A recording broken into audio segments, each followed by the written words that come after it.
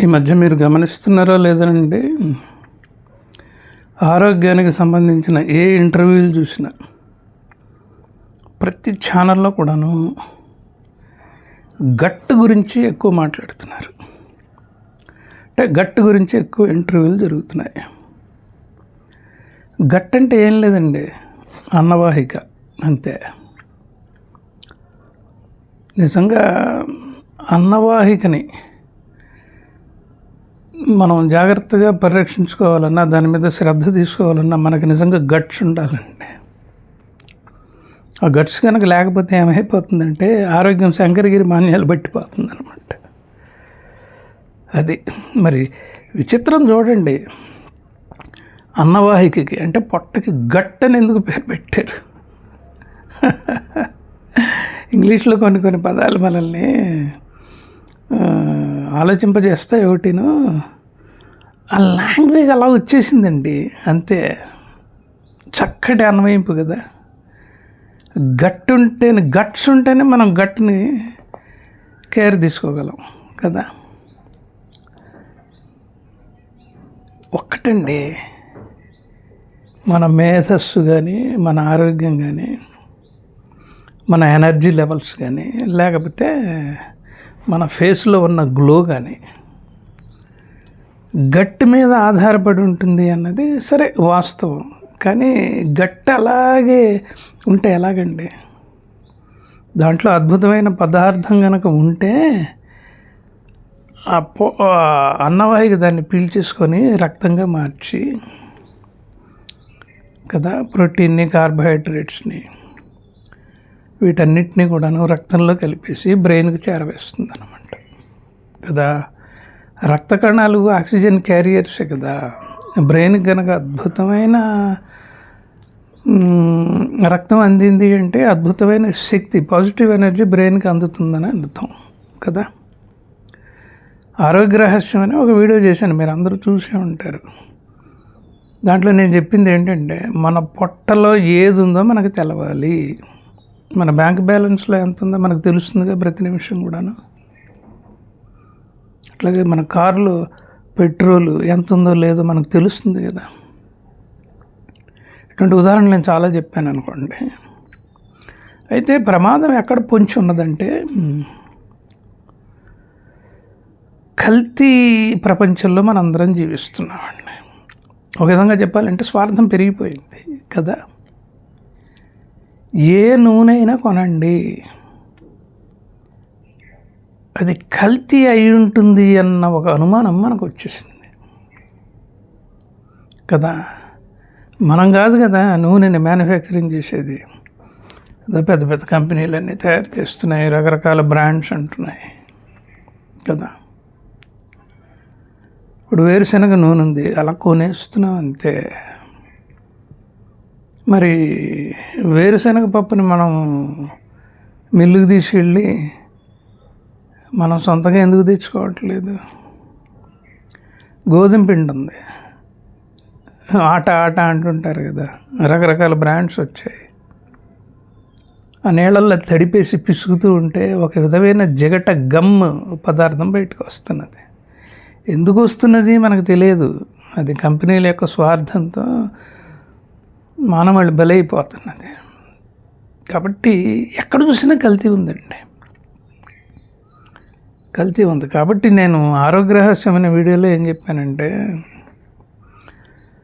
ప్రకృతి నుంచి వచ్చిన పదార్థాలే తీసుకోమని చెప్పాను నేను. సో ఈ వీడియోలో నేను ప్రత్యేకంగా చెప్పేది ఏంటి అంటే, తప్పనిసరి పరిస్థితుల్లో కొన్ని వాటిని మనం తీసుకోవాలి, నూనెను వాడాలి, తప్పదు కదా. మన అదృష్టాన్ని బట్టి ఆ నూనెని మనం కొంటాము, అది మన పొట్టలోకి వెళుతుంది. అక్కడ అన్నం అరిగి ఎనర్జీగా మారుతుంది అన్నమాట. అట్లాగే ఆల్మోస్ట్ పంచభూతాలన్నీ కలుషితమైపోయినాయి. మన శరీరమే పంచభూతంతో నిర్మితం అయిందని మనకు తెలుసు కదా.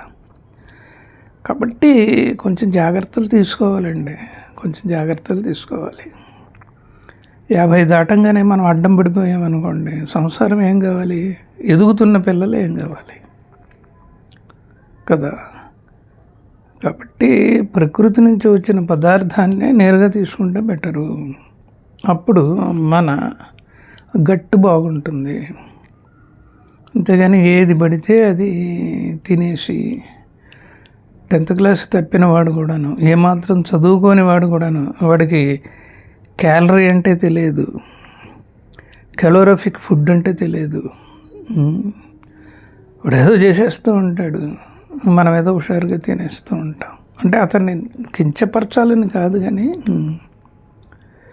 బల్క్లో ఆయిల్స్ కొనేవాళ్ళు ఎప్పుడు కూడాను ఆయిల్ ఎటువంటిది అని చూడరు.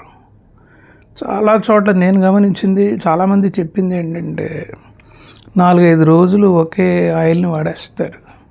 నల్లగా బాండీలో కరుడు అట్లా వచ్చేస్తూ ఉంటుంది. ఆ కరుడు అన్నమాట. అంటే కరుడు కట్టిన మనస్తత్వాలు కరుడు వచ్చేదాకా ఆయిల్ని అలాగే వాడుతుంటాయేమో. నేను చెప్తున్నా సరదాగా, నాకు ఎందుకు మాట్లాడుతుంటే అలాగ మాటలు వచ్చేస్తున్నాయి. కాబట్టి ఒకటండి, పొట్ట ఎనర్జీ సెంటరు. ఆ ఎనర్జీ మంచిగా ఉండాలి అంటే మంచి పదార్థం పడాలి, వీలైనంత వరకు ప్రకృతి వచ్చిన పదార్థం పడాలి. కొంచెం నాగేశ్వర రెడ్డి గారు కూడాను ఇంటర్వ్యూలో చెప్పారు, ఇప్పుడిప్పుడే పరిశోధనలు ఊపందుకున్నాయి, గట్టుని ఏ విధంగా మనం పరిరక్షించుకోవాలని. అసలు గట్లో ఏముంటుంది, ఆ న్యూరాన్స్ ఏ విధంగా పనిచేస్తాయి, మనం తిన్న ఆహారాన్ని మంచి ఆహారంగా చెడు ఆహారంగా ఎలా స్వీకరించడం జరుగుతుంది, అలా స్వీకరించిన తర్వాత శరీరంలో ఏ భాగాలకి ఎలా పంపించబడుతుంది అని చెప్పేసి ఆయన అద్భుతంగా చెప్పాడు అనుకోండి. కాబట్టి మనం ఒకటే ఆలోచించాలి, తినే ముందు ఒకసారి పదార్థాన్ని చూడండి, అది బయట వాళ్ళు దాన్ని కరప్ట్ చేసినదా, కల్తీ చేసినదా, లేకపోతే నేరుగా ప్రకృతి నుంచి వచ్చిన తర్వాత దాన్ని మనం ఉడికించుకొని దాన్ని ఏదో పోపు పెట్టి మనం తీసుకుంటున్నాం. ఈ ఆహారం మీద కనుక శ్రద్ధ ఉంటేనండి 70 ఏళ్ళు ఎనర్జెటిక్గా బతకచ్చండి. కీళ్ళ నొప్పులు ఉండవు, ఏముండవు, ఉదర కోసే సమస్యలు రావు కదా. ఇంకోటి, ఇతరుల మీద ఆధారపడకుండా మనం బతకచ్చండి. మీతో మాట్లాడుతుంటే నాకు గుర్తుకొస్తున్నది, మన అమ్మమ్మలు తాతయ్యలు వాళ్ళందరూ కూడాను 80 ఏళ్ళు వచ్చినా సరే వాళ్ళ పనులు చేసుకునేవాళ్ళు, ఇంకా నలుగురు చేసి పెట్టేవాళ్ళు. కారణం ఏంటంటే ఇంత కల్తీ గోల లేదండి ఆ రోజుల్లో కదా. కష్టపడి పనిచేసేవాళ్ళు, అగ్రికల్చర్ ప్రొడ్యూస్ ఇంటి నుంచి తెచ్చుకొని అలా హాయిగా తినేవాళ్ళు, వాళ్ళు నలుగురికి పెట్టేవాళ్ళు కూడాను. అంటే వాళ్ళ గట్టు తెలియకుండానే అద్భుతంగా ఉండిపోయింది వాళ్ళ శరీరంలో. అంటే ఆ అన్నవాహిక, ఆ పొట్ట అద్భుతంగా ఉండింది. అందువల్లనే వాళ్ళల్లో ఉన్న గ్లో మనకి ఇప్పుడు లేదండి.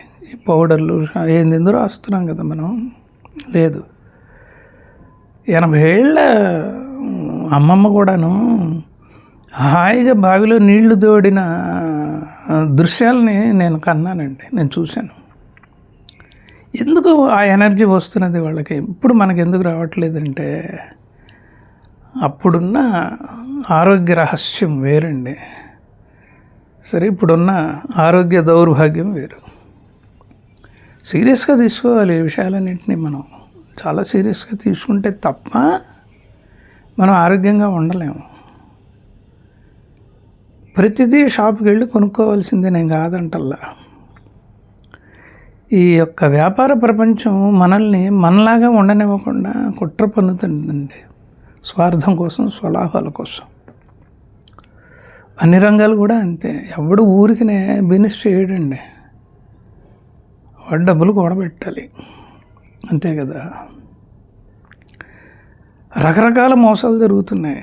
యూట్యూబ్ పుణ్యం అని చెప్పేసి, ఇన్స్టాగ్రామ్ పుణ్యం అని చెప్పేసి, ఆ ఫేస్బుక్ పుణ్యం అని చెప్పేసి మనకి లైవ్లో హోటళ్ళల్లో ఆహార పదార్థాల కల్తీ గురించి అలా చెప్పేయడం జరుగుతుంది, లైవ్లో కూడా ఇచ్చేస్తున్నారు.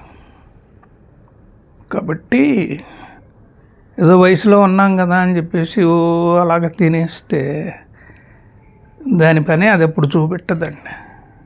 వయసు వచ్చిన తర్వాత చూపెడుతుంది, 50 ఏళ్ళ తర్వాత చూపెడుతుంది. అప్పుడు బాధ్యతలనే సముద్రంలో కరెక్ట్గా మధ్యలో ఉంటాం.